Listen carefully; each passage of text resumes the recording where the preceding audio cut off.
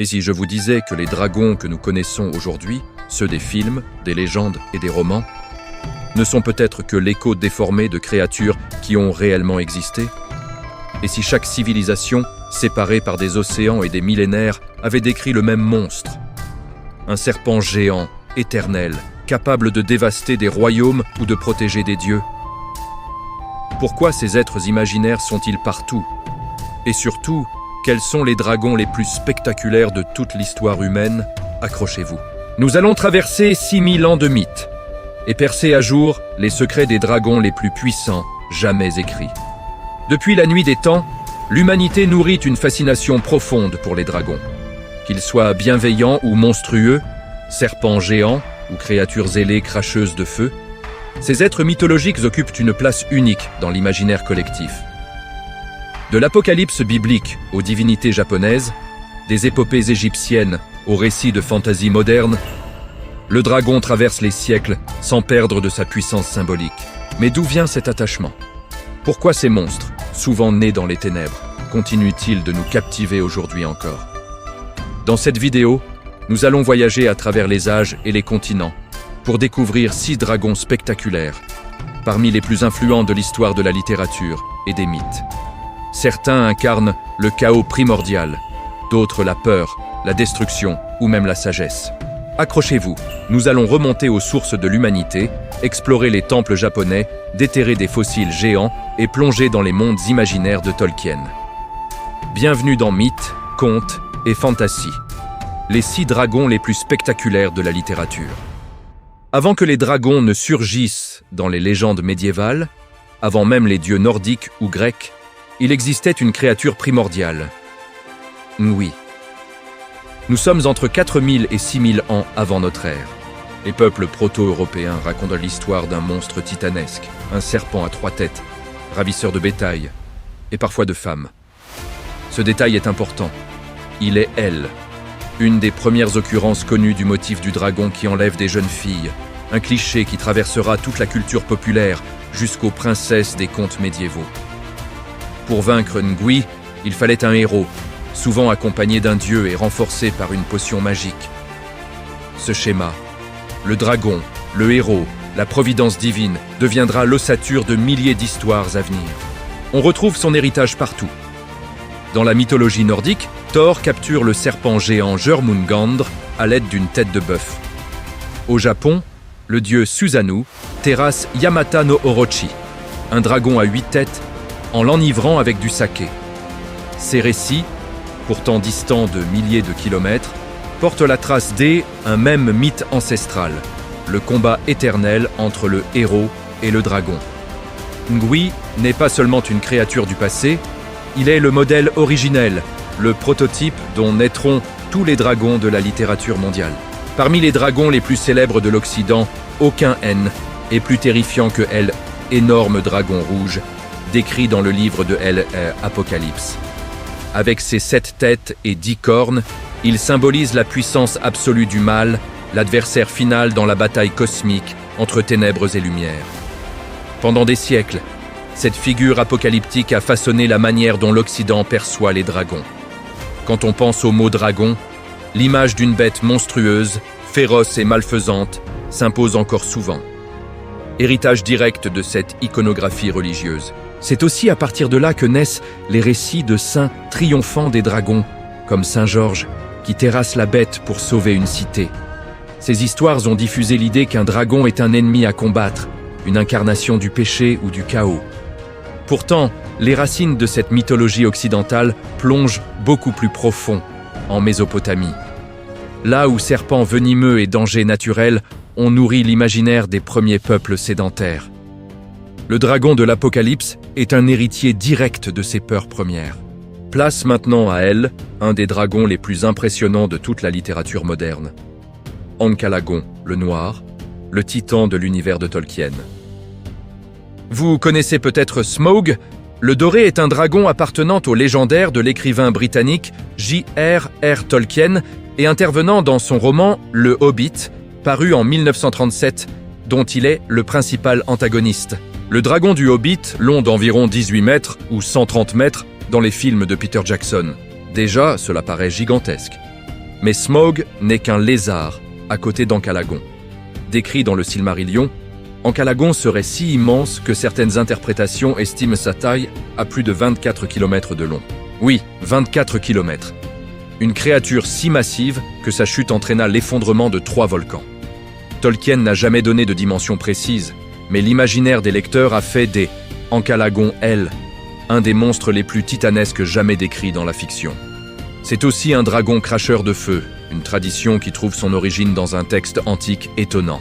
La lettre D, Alexandre à Aristote, un récit fictif relatant les aventures d'Alexandre le Grand. On y trouve mention de serpents géants dont le souffle est semblable à une torche enflammée. Une innovation littéraire qui deviendra un trope incontournable de la fantasy moderne. Quittons l'Occident pour plonger dans les profondeurs marines du Japon. Ici règne Ryujin, le dieu dragon des océans. Ryujin contrôle les tempêtes, les marées et toute la vie sous-marine. Il vit dans un palais merveilleux, le palais Ryugu, un royaume sous l'océan qui inspira de nombreuses œuvres de fiction, notamment dans l'anime One Piece. Fait rare, certains récits attribuent à Ryujin un pouvoir lié au feu, alors que la majorité des dragons japonais sont associés à l'eau et au typhon. Cette combinaison au feu pourrait avoir influencé la création de L, une des créatures les plus emblématiques du Japon moderne, Godzilla. Ryujin est aussi un personnage fondateur dans la mythologie. Il est considéré comme L, ancêtre de la famille impériale, par l'intermédiaire du premier empereur légendaire, Jimmu. Bien loin du dragon démoniaque de l'Apocalypse, Ryujin incarne la puissance naturelle, le respect, la sagesse et parfois la vengeance. En Chine, les dragons sont partout, dans les temples, les fêtes, les objets d'art. Mais saviez-vous que certains pourraient retrouver leur origine dans les dinosaures ? La Chine est l'un des pays les plus riches au monde en fossiles, notamment ceux des Mamenchisauridae, des dinosaures au cou extrêmement long. En 2006, les paléontologues découvrent Qijianglong, le dragon de Qijiang. Un véritable colosse de 15 mètres, dont la majeure partie était un cou démesuré. Ses vertèbres étaient remplies d'air pour alléger son squelette. Après sa mort, ses os fragiles pouvaient facilement se dissocier, donnant aux anciens l'impression d'avoir affaire à un animal serpentiforme géant. De là à imaginer des dragons, il n'y a qu'un pas. Contrairement aux dragons européens massifs et ailés, les dragons chinois sont longs, souples, presque serpentins. Une forme qui ressemble étonnamment à ces fossiles préhistoriques. La nature, encore une fois, a influencé la mythologie. Pour terminer notre voyage, direction l'Égypte ancienne avec Apep ou Apophis, un dieu serpent gigantesque, incarnation du chaos absolu. Apep n'est pas seulement un monstre, c'est une force cosmique, opposée à Ra, le dieu solaire. Chaque nuit, Ra traverse les enfers à bord de sa barque, et chaque nuit, Apep tente de le dévorer, plongeant le monde dans les ténèbres. Tremblements de terre, orages, éclipses. Tous ces phénomènes étaient attribués à ses attaques. Apep ne peut pas mourir. Il revient, encore et encore, dans un cycle éternel. C'est l'une des représentations les plus fascinantes du dragon comme ennemi cosmique, un archétype qui influencera de nombreux mythes ultérieurs. Des mythes indo-européens aux récits bibliques, des fossiles de dinosaures aux mondes imaginaires modernes, les dragons n'ont jamais cessé d'évoluer avec nous. Au fil du temps, ils sont devenus des symboles. Symboles de peur, de sagesse, de chaos, de puissance, mais aussi de notre perpétuelle quête pour comprendre ce qui nous dépasse. Peut-être est-ce pour cela qu'au XXIe siècle encore, ils peuplent nos films, nos romans, nos jeux vidéo, nos rêves. Car les dragons ne sont pas seulement des monstres, ils sont un miroir de notre imaginaire. Si cette exploration vous a plu, n'oubliez pas de vous abonner et de mettre un pouce bleu. Cela aide énormément. Encourage à créer encore plus de contenu pour vous. Sur votre chaîne, Histoires et Mystères Incroyables. Merci d'avoir voyagé avec moi. Et à très bientôt pour un nouveau mystère.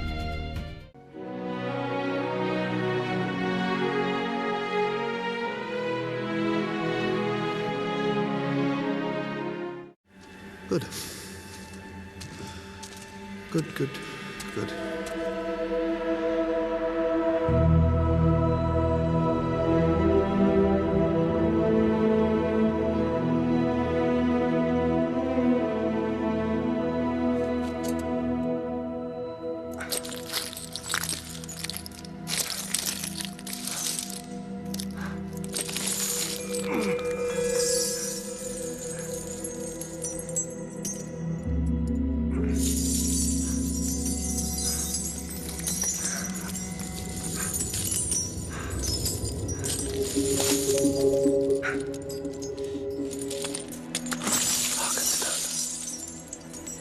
Dragonstone.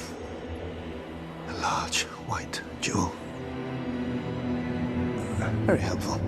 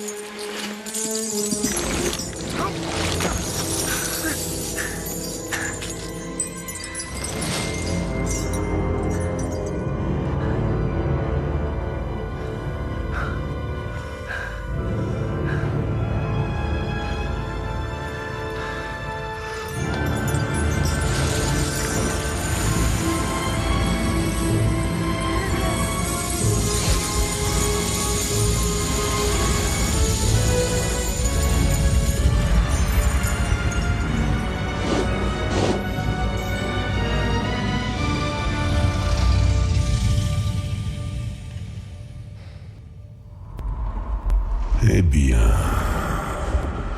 voleur, je te sens, je t'entends respirer, je sens ton souffle.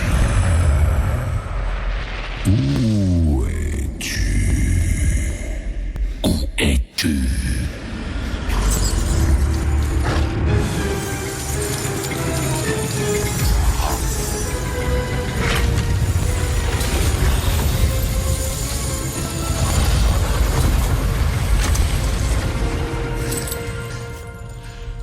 Voyons, ne crains rien. Entre dans la lumière.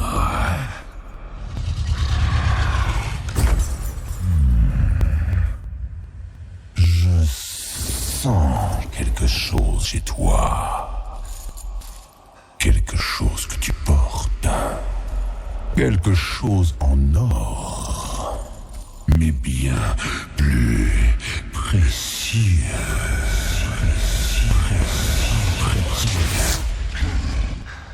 Te voilà, voleur, dans les ombres. Je ne suis pas venu vous voler. Ô Smaug, aux incommensurables richesses, je voulais seulement contempler votre magnificence. Pour voir si vous étiez vraiment aussi grand que le disent les récits. Je ne les croyais pas!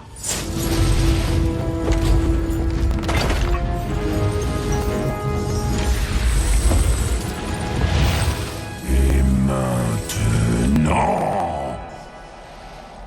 En vérité, les récits et les chansons minimisent grandement votre énormité, ô Smaug, le prodigieux. Crois-tu que les flatteries te garderont en vie?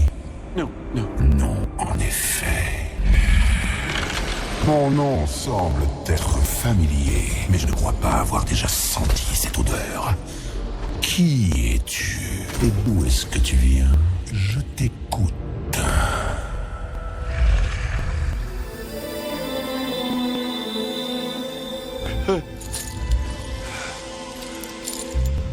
Je viens de sous la colline. La colline? Et le chemin m'a mené sous les collines et par-dessus les collines. Et par les airs. Je suis le marcheur invisible. Impressionnant. Quoi d'autre prétends-tu être? Je suis... porteur d'os. Inventeur d'énigmes. De charmants titres. Continue. Monteur de tonneaux. De tonneaux. Voilà qui est intéressant. Et tes petits camarades nains, où se cachent-ils? Vous dites... Des nains... Non. Non, il n'y a pas de nains ici. Vous vous trompez? En es-tu sûr? Monteur de tonneaux. Ils t'ont envoyé faire leur sale besogne pendant qu'ils sont tapis dehors. En vérité, vous vous trompez. Oh, Smaug, première et principale calamité. Tu as d'excellentes manières pour un voleur et un menteur. Je sais l'odeur et le goût du nain mieux que quiconque. Ces morts, ils sont attirés par l'or comme les mouches par une charogne. Croyais-tu que je ne sais pas que ce jour viendrait? Une bande de nains hypocrites reviendrait en rampant à la montagne. Qu'est-ce que c'était? Un tremblement de terre? Ça, mon gars, c'était un dragon.